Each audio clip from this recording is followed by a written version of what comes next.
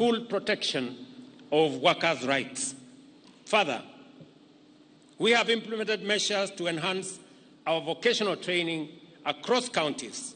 This is aimed at increasing their capacity to equip our workforce with the necessary skills to bridge the gap between available jobs in the market and suitably trained workers for these positions in our ever-changing economy.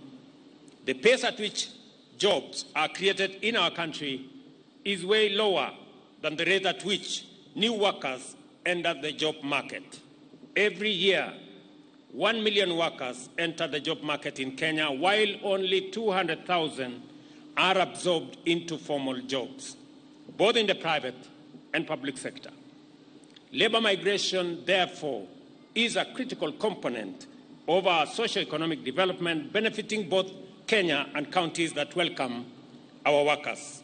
As the Minister has said ably, this is the reason why we continue to negotiate bilateral labor agreements to facilitate safe and orderly labor migration, protecting Kenyan workers' rights and facilitating their access to international job markets.